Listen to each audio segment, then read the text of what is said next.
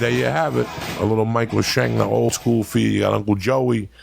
You got my sidekick, the Flying Jew, eating his little Jew corp drops. He got like 10 bags, $2 at CVS. You gotta get the good deal. Gotta get the Lutons. You know what I'm saying? Vicks. They've been around. Jesus took Vicks once he left the cave.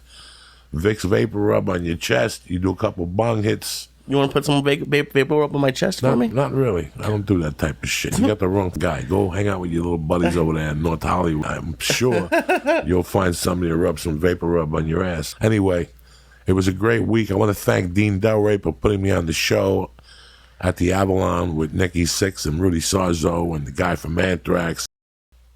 You know, get involved in my daughter's life, and I got the podcast and the road. But the other night when I was at that show, something hit me that we had discussed on the podcast about a year and a half ago with Rudy. And it's not that I didn't buy into it. It's that I didn't think it was that important. And that's the element of live music. Listen, man, what we did growing up in North Bergen was go to concerts at Madison Square Garden. When these guys call in, Avillo or fucking Timmy the Teamster or these guys, we went to we were blessed to have the opportunity to go to a lot of shows, man. And I mean, I went to see everybody from Kenny Rogers to fucking Iron Maiden. And I would go, and it wasn't... Something happened, like in the mid-'80s, where I don't know. I don't know what happened. I became a criminal, and I didn't think the live shows were that important anymore. I mean, I had friends that lived for that shit. When the people I hung out with in Snowmass, when I first moved to Snowmass, you worked Monday through Friday. And Saturday morning, in the middle of the night, you left for Colorado Springs or Denver or, Fort Collins, and you'd catch a band live. You know, these guys travel. You never taken her there, right? No. Why would you? Why would you? Why would you? Why would you? Why would you? You get mad at me for going to home. Who are confused that you think that you're going to take a shortcut and your life is going to change. And guess what? I used to be the same too. And I got burnt 3 or 4 times and I stopped shortcutting. I realized that the main goal of a comedian is to be the funniest person he could be. When I came out here, I booked a pilot and I booked a big-time commercial. But one night I got the shit kicked out of me at the Improv in between Nick DiPaolo and Doug Stanhope. And I'll never believe that night, I remember wanting to leave in the middle of the night just to disappear on the road to become a better comic. Like I took any gig I could for 2 years on the road, from 98 to 2001.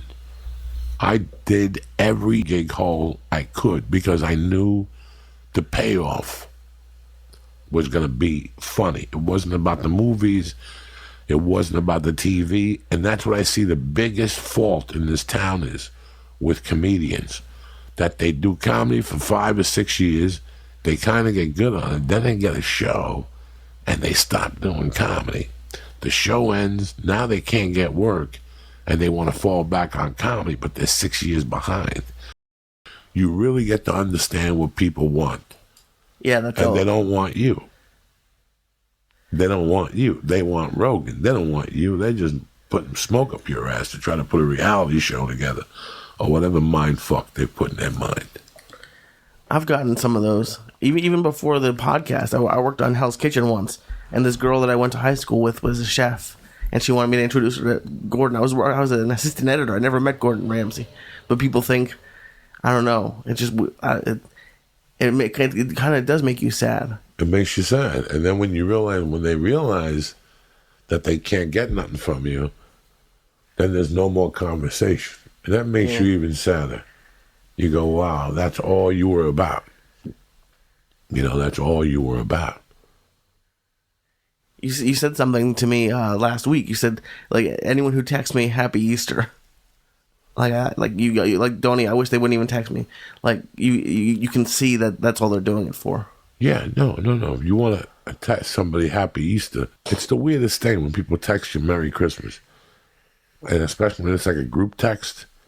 You're like, really? That's what burns me up about that stuff. But no, when you go through all these levels as a comic, and even now with the podcast, it's hilarious how when I'm going to go to a town I'll get 3 emails from people to do a podcast. Like, so you want me to get in the car with a guy that I don't know if he just smoked meth, to go to somebody's basement to do a podcast because you're going to get me high. Wow.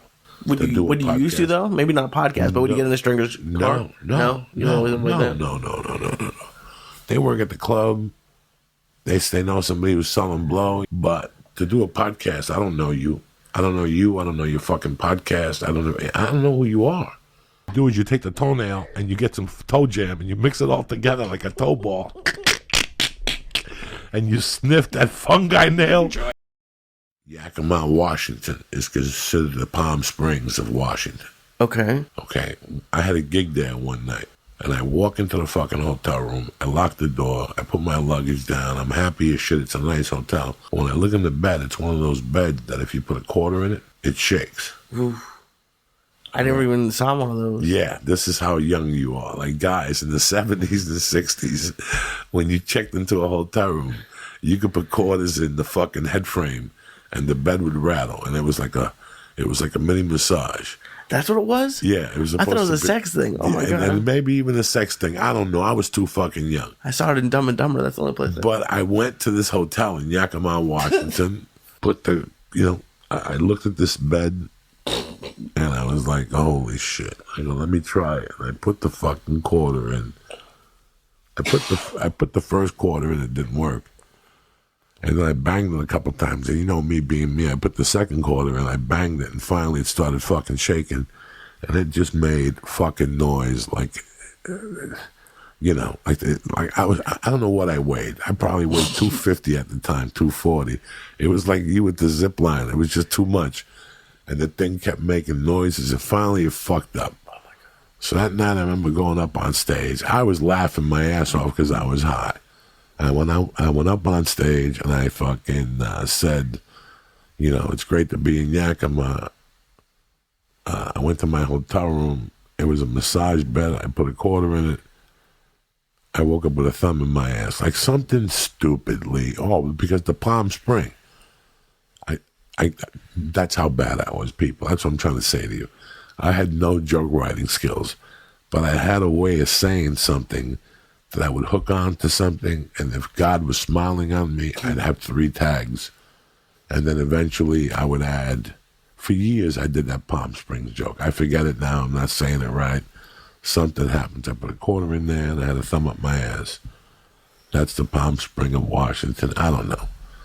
Bro, we all go through a lot of suffering. Please forgive me for that joke, but that's just to let you know I was no fucking Picasso, and you got to stay with it, $7.99 a month. What? $7.99 a month. What? $7.99 a month. When I was a shagger, I was already detailing cars. I just wasn't a detailer by pay. But it didn't matter to me because I was still learning what to do. If you just went from shagging to detailing, it was like a 3-week money contingency that you would lose money like a motherfucker. I already lost the money.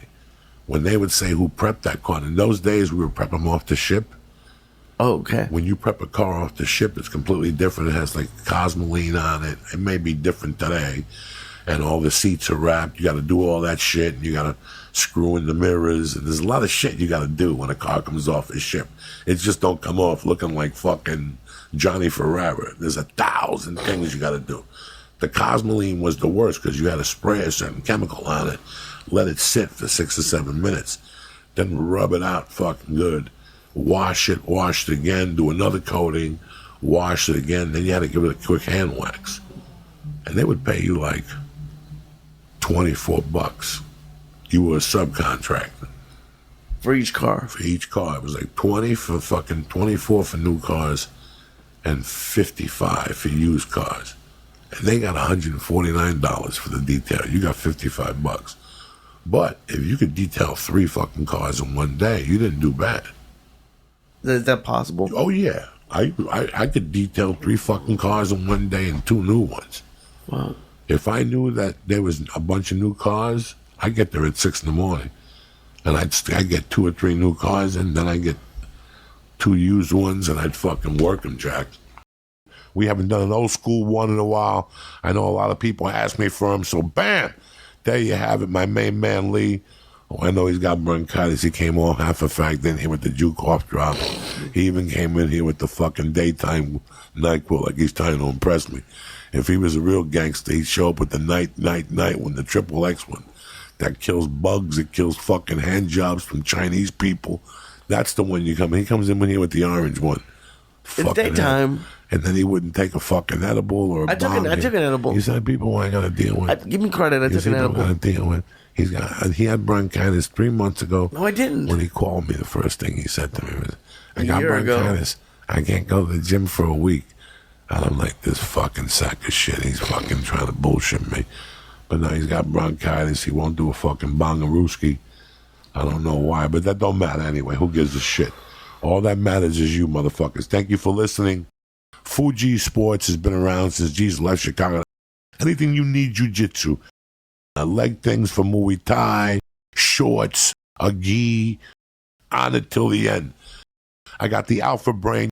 They got some tremendous jerky and press in. Church. Stay black. Kick that mule Lee.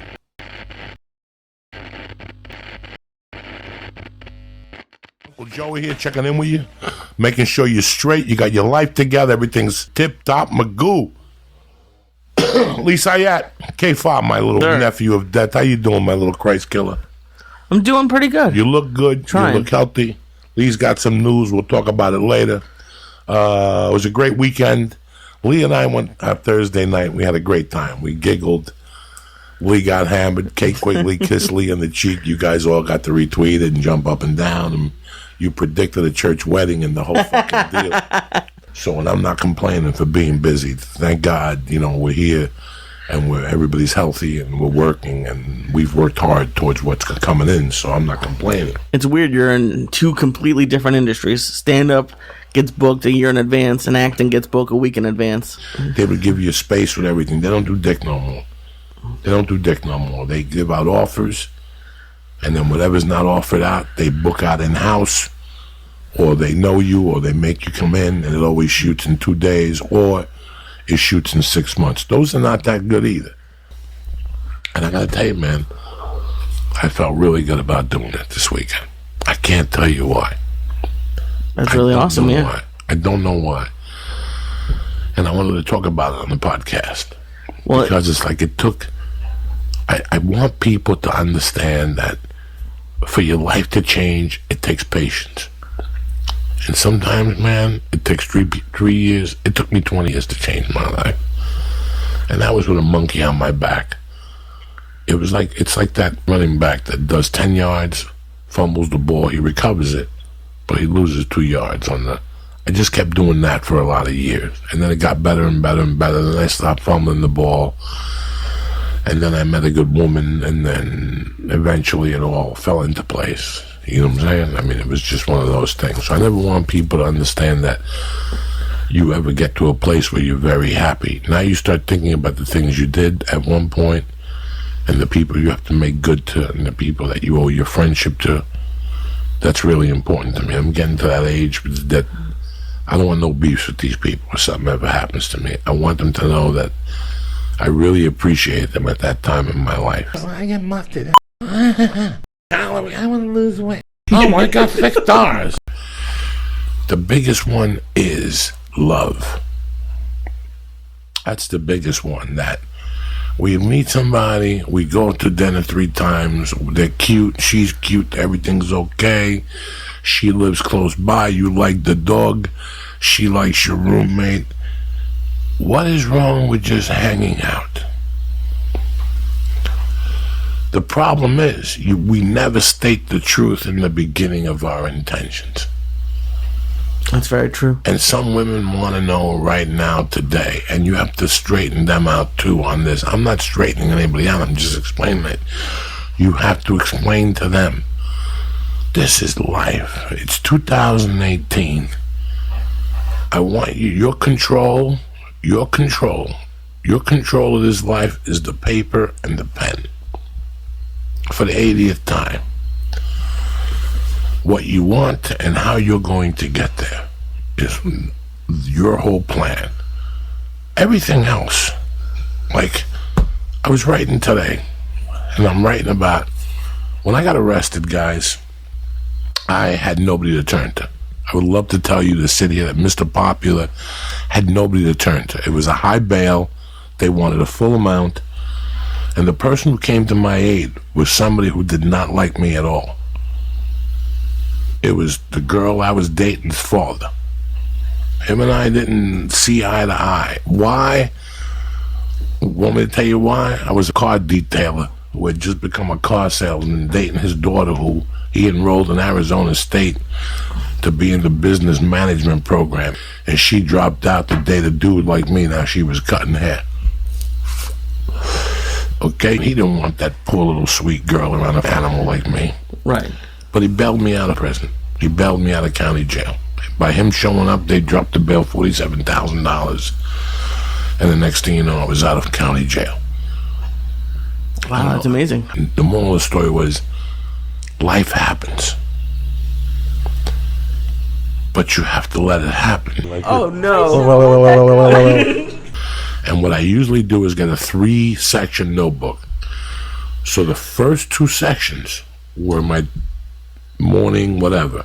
And I would start backwards, Chinese style. What do you mean? So I would start from, I don't want nobody to see it, so you never start on the first page. So I would start on the last page of the second chapter. Chinese style? Yeah, and then the last chapter would be my spots. I don't know, this is bigger than 21, this is bigger than 25, this is, I don't know. In life, everybody has hang-ups, Lee. Right, I have a lot of them. I have a lot of them too. We all have different hang-ups. And the fucking funny thing is when we overcome them, in your mind, you expect what you expect at 30. When you wake up, it's July, 12th or something? What do you mean? My What's your birthday? Yeah. 20th. All right, July 20th. When you wake up that morning, when I call you up and say, wake up, cocksucker, we're going taking it deep. And I'm like, are you awake? And you're like, yeah, I've been up for an hour. No, you haven't. Wake up, you fuck. The sun's shining. Oh, yeah, by the way, it's your birthday. What do you think is going to feel? What do you think is going to happen when you go into the age void of 30? I don't know. What do you expect? I mean, let's write it out. Let's get it out. What the fuck do you expect is going to happen? Well, what's going to be different, my brother? About being 30? Yes. What's going to be different? Honestly, the one thing that's really going to change is the health thing is scaring me. I know I eat a lot of shitty food, but the health, the 30, there's people who've died at 29 of heart attacks, and so that's scaring me. The rest of it is not more about what is going to happen. It's just it's like what I was saying earlier, just what I expected from myself, and I just get negative about like you said, about what I should have done earlier, what I'll be doing later, and then with especially the birthday, that was with what happened this weekend with Paula was tough, just because I'm like, it's gonna be the 5 years that we spent together were 5 big years in my life, so it's just weird. I'm very sorry. I'm happy you got it out. Again, you're getting out of a relationship. What do you expect is going to happen? You learn a lot about yourself. Life is a great fucking thing. Life is fucking great. How you like me now? How you like me now, Lisa? Yeah. I finally grew into my age of 54 years old. I grew up, I could tell you officially when I grew up, at 47. At 47 was when I finally, you got to remember, I didn't fail as a plumber or an artist, or my business didn't fail, or I failed as a man, which is the worst failure you could fail. People come back from failing as a painter, or as a radio host, or as a comic, or they lose a contest. But it's pretty hard to come back when you failed as a man. What do you mean you failed as a man? I failed as a husband. I failed as a man. I failed to fight what I believed for because I thought I was going to lose. But at the same time, I became a stand-up comic. So I don't really know if there's a loss in there. But in my mind, I lost. I lost as I failed at marriage. I was a failure at that point in my life. And that scarred me more than my mother's death. And I was a failure who not only that lost his kid like your friend. When you were telling the story before, I've been where he's been, where your wife don't let you see the kids. And you got to come up with attorney money. You got to come up with attorney money to see your kids. It's going to cost you your life savings. It's like if you had hung around. You have no idea. Because the kids are teenagers. I was a complete different person in 1995 to 19. I was angry for 4 years. Like deep, embedded anger.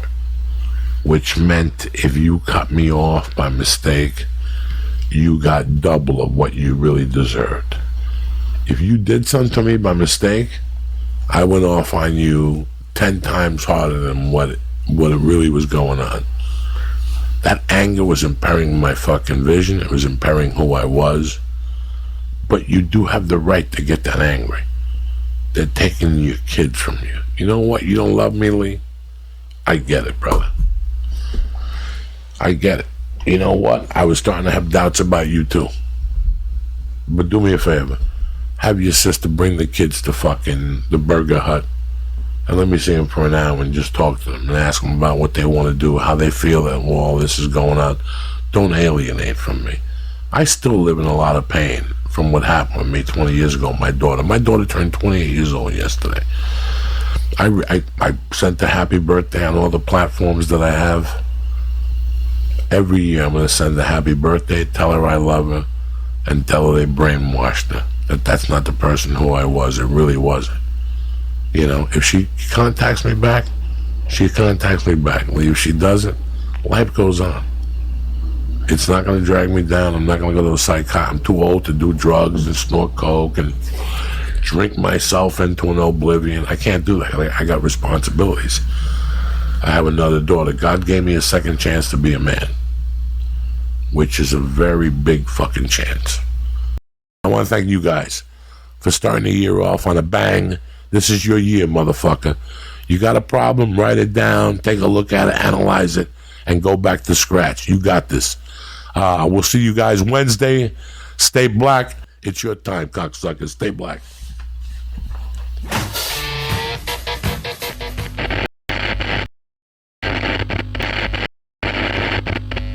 Kick that mule, Lee.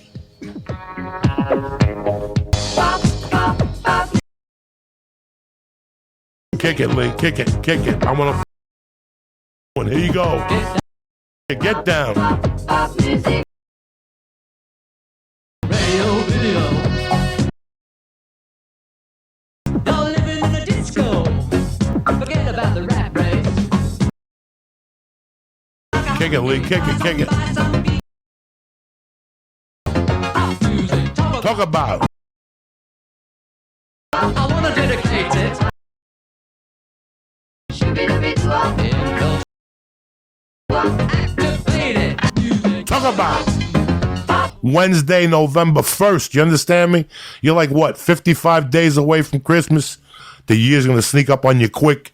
Anyway, welcome to the Church of What's Happening Now.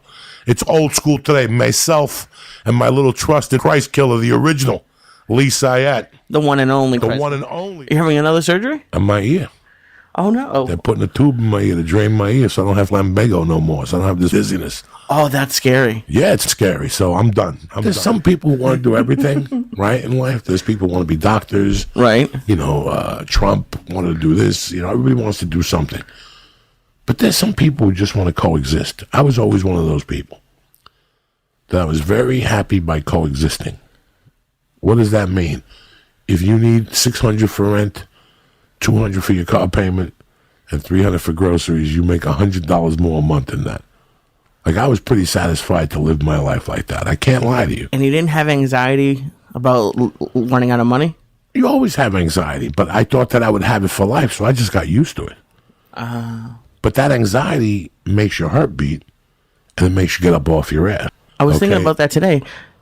Like, whenever I had like a job I didn't like or something, every time I was worried about it and I quit, not magically, but something would come along like, a couple times it happened that very day. Like the day I quit, I got a call for another job. And I think what you're saying, it's very true for 20-year-olds, but I think it's also true. Isn't it true you change your career like 7 times throughout your life? So what if you're 35, 45? Unless you get fired 6 times. Right. And then you have to change your career. I can't see you changing your career. I got you. Terrible. But, I had to make assessments. When I tried to make assessments of my life when I was getting high, it wasn't going to work because I was getting high. Because you were making the assessments when you were sober? Yeah, but I'm still getting high. Gotcha. The fumes of that cocaine will always help to make or destroy that decision, that what you're lacking of. And it could be for opioids. This is all the same. It's not just, I don't want people to go, oh, he's talking about coke. No, it could be for opioids. It could be for it could be any, I've learned to be a functioning addict with marijuana, as you've noticed. Like, it just spurts me. It makes me even strong. It's like a steroid for me. There's always people that have been hustlers, that have gone to work for somebody, have learned the trade 8, 9, 10 years. If I come work for you at the age of 18, and I do a 10-year apprenticeship, not an apprenticeship, just come to work for your dad's clothing store. If Dick Syatt had the biggest men's fashioneer in Boston, and he sold upgrade suits, if I came to work for you at 18, I'd start in a stock room in the back, stocking shelves, inventory, that stuff. After a while, you might make me a sales assistant, then a couple other years, a registered dude. Then after that, you make me a salesman, assistant manager. Now I'm the general manager. That could happen. Well, that could happen in today's fucking world. Really good comics like Joe Rogan, for example, Chris Rock. A lot of these guys go home and listen to their recordings. That's brutal. You have no idea what that's like. I listened to that from the Ice House the other night. It's brutal. Especially when the girl raised her hand and said I was talking about the Vegas victims.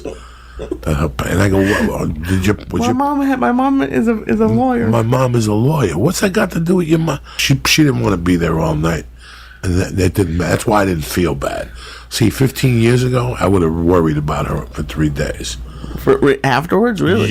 Yeah. Oh, okay. I don't worry about people like that no more because I know the look on their face. They didn't want to be there anyway. He dragged her there against her will. He made her go. You never taken her there, right? No. Why would you? Why would you? Why would you? Why would you? Why would you? You get mad at me for going to home. This is L.A. You're going to get every half-wit rich kid to put on a Guns N' Roses shirt and rip it and make believe they even know half the story. That's what they do in L.A. now. That's what these kids do. They don't know half the history. They just want to be cool and tell their friends they went to the concert. Oh, okay. So they buy a GNR shirt, they rip it, and they go down there. Have they ever done a shot of heroin to the first album? No. They ever do an 8-ball while they listen to Sweet Child of Mine? No.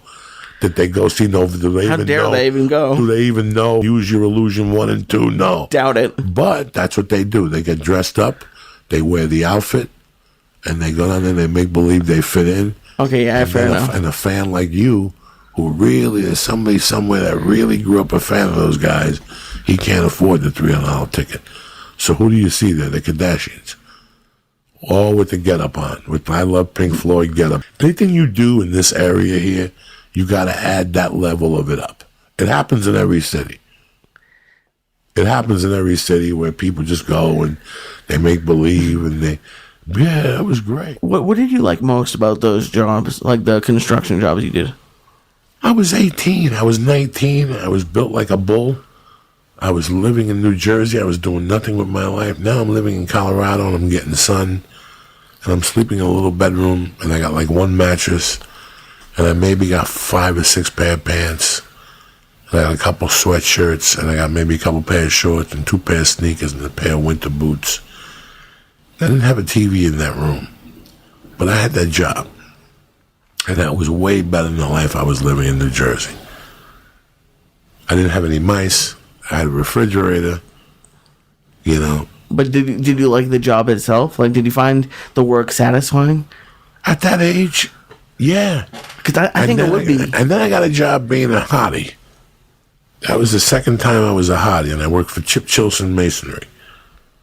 And that was a great job. That was one of my all-time favorite jobs. Chip Chilson was a mason. He had a good scam going on, okay? He was a mason that did brick, but he had another guy who would fly in from New Zealand. He was the artiste. He was a great guy. So it was me, Chip, the guy from New Zealand, and another dude that was a brick mason, and it was me and another hottie. And then you both got promoted, and they would hire other hotties, and you became a brick mason for Chip Chilson. But there was a problem. Chip Chilson was a professional skier, so he would take off every October. So after October 15th, you were dead no matter what. He wouldn't have anyone take over for him? No. He wouldn't let a job exist without him on the job. That killed me. Right. But and he would give you unemployment, and then he would call you back like in March. That's a long break. And in March, you'd shovel snow for a month. I think April, you started building, but he would do you 60 hours a week from April till October. He was solid. Nothing over 3 feet. You know, that was a great job. You're always moving. You're always outside. You're drinking water. You're scooping with a shovel and loading brick.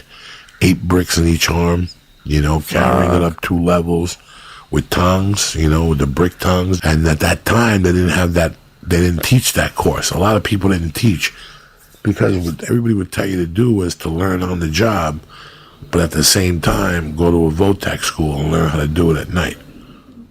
So, wow. Yeah, you go at night. So by the time you get promoted, you're decent at it? You're a decent at it, yeah. Like gnawing it like a dog.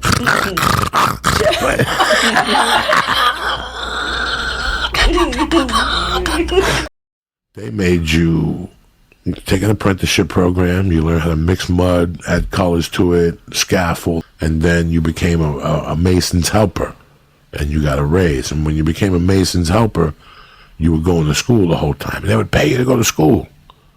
Like $6 an hour a night to go to school. This is 20, 30 years ago, people. The union would pay you to take courses. That's great. And the more of those things that you took, it was better for your career as a union electrician. It like gave you extra credits or something? Gave you extra credits. Do you think... That's why I think America's lacking right now.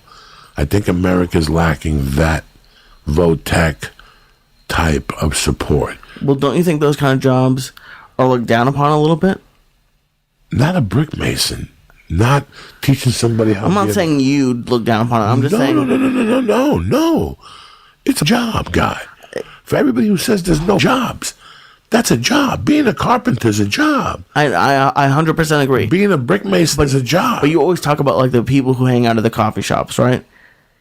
Like those people, those parents wouldn't want their kids to go be like, that's not when they're sending them to the $30,000 a year kindergarten. Listen, at the end of the day, right? I agree. What you want your kids to be, they're going to be what they're going to be. That's number one. And number two, the option to have that, the option to between the age of 18 to 24, there being a program, because there were when I was growing up. Right. It wasn't the best, but you could go to a local community center and sign up, and somebody would teach you a trade part time.